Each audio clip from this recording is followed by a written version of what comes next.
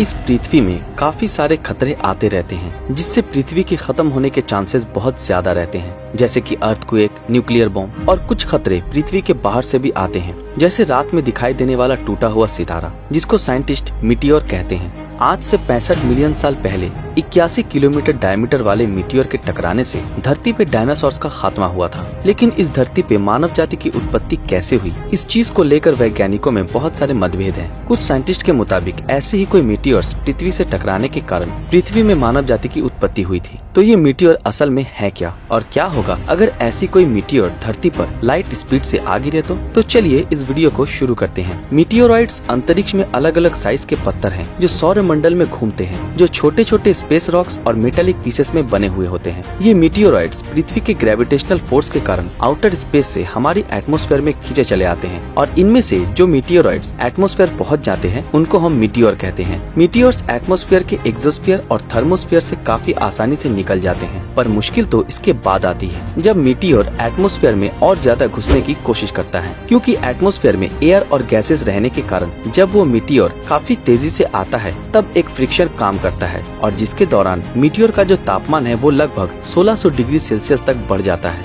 इनमें से 25 मीटर के कम वाले मीटियोर्स वायुमंडल में ही ज्यादा हीट के कारण जलकर राख हो जाते हैं, जिसको हम टूटा हुआ सितारा कहते हैं। लेकिन कुछ मीटियोर धरती में आके गिरते हैं, जिससे साइंटिस्टों को सौरमंडल के बारे में बहुत सी इम्पोर्टेंट जानकारी मिलती है। ऐसा ही एक मीटियोर रशिया में 15 फरवरी 2013 को आकर गिरा था। आप शायद इस बात को जानने में इंटरेस्ट रखते हैं कि क्या सच में ऐसे ही कोई मीटियोर्स के कारण पृथ्वी में मानव जाति का जन्म हुआ था। एस्ट्रोफिजिक्स, जियोलॉजी, केमिस्ट्री और बायोलॉजी के मुताबिक जब पृथ्वी का जन्म हो रहा था और कॉन्टिनेंट्स महासागरों से बाहर निकल रहे थे, तब पानी से भरे मीटियोराइट्स पृथ्वी पे आके गिरने लगे, और जिससे वेट और ड्राई साइकिल की उत्पत्ति हुई थी, और जिसके दौरान बेसिक बिल्डिंग ब्लॉक्स यानी कि प्रोटीन्स और उसके छोटे फ्रेगमेंट्स जिसको पेप्टाइड कहा जाता है उसका उत्पादन हुआ था। और यही था उन साइंटिस्ट के मुताबिक पृथ्वी पर पहला जेनेटिक कोड ऑफ लाइफ, जिन्हें आरएनए मॉलिक्यूल्स नाम दिया गया था। The origin of life laboratory, जो कि एक स्पेशलाइज्ड रिसर्च लैब है जहां इन सब बिल्डिंग ब्लॉक्स के द्वारा लाइफ की उत्पत्ति करने की कोशिश की जा रही है। और आने वाले कुछ ही सालों में दो साइंटिस्ट पियर्स और पुडरिट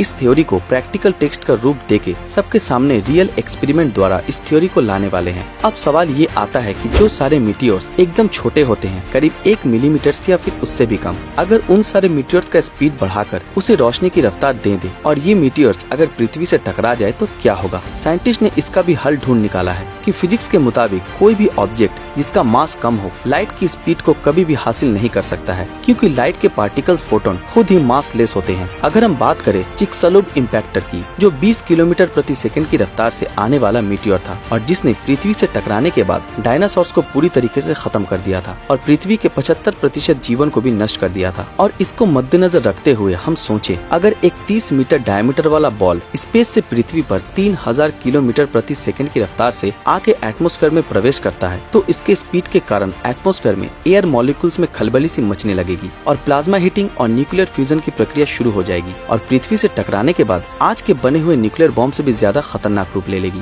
सोचिए, अगर ऐसा ही कोई डायमंड का मीटियोर्स 3000 किलोमीटर प्रति सेकंड की रफ्तार से आकर पृथ्वी से टकरा जाए तो क्या होगा। वैसे भी डायमंड कार्बन मॉलिक्यूल से बने हुए होते हैं और हर कार्बन मॉलिक्यूल में 70 बिलियन वोल्ट की ऊर्जा मौजूद रहती है, और नीचे गिरते गिरते एयर मॉलिक्यूल्स उसमें समा जाते हैं, जिससे उसका मास और भी बढ़ जाता है। ये मीटियोर अगर फटता है तो चिकसलूब इम्पैक्टर से भी 50 गुना ज्यादा खतरनाक होगा। अगर इसकी स्पीड को हम लाइट की स्पीड से बढ़ा दे तो एक मीटियोरॉइड जो कि 3 लाख किलोमीटर प्रति सेकंड की रफ्तार से हमारी पृथ्वी की तरफ आ रहा है, इसको कोई भी मॉडर्न टेक्नोलॉजी डिटेक्ट नहीं कर पाएगा, क्योंकि रोशनी से तेज मेजरिंग मीडियम अभी भी किसी ने बनाया नहीं है। और जाहिर सी बात है कि किसी भी टेक्नोलॉजी के द्वारा आप इसे नहीं देख पाओगे, मतलब आप अपनी आंखों से भी इसे नहीं देख पाओगे। और अगर वो गोला पृथ्वी के क्रस्ट से टकराता है तो जिस शक्ति की मदद से पृथ्वी अपनी ऑर्बिट में बनी रहती है, ये इम्पैक्ट उससे भी 10,000 गुना ज्यादा होगा, जो कि एक ही पल में पृथ्वी को उसकी ऑर्बिट से भी निकाल दे सकता है। और तो और आपके सोचने और समझने के पहले ही पृथ्वी खत्म भी हो जाएगी। ग्रेटेस्ट साइंटिस्ट एल्बर्ट आइंस्टाइन की E=mc² के फॉर्मूले को देखा जाए तो मास और ऊर्जा एक ही है। लाइट की गति उस 30 मीटर छोटे से एस्टेरॉयड को इतना शक्तिशाली बना देगा कि उसके ऊपर गिरने वाली रोशनी की ऊर्जा के कारण बड़ा सा धमाका हो जाएगा।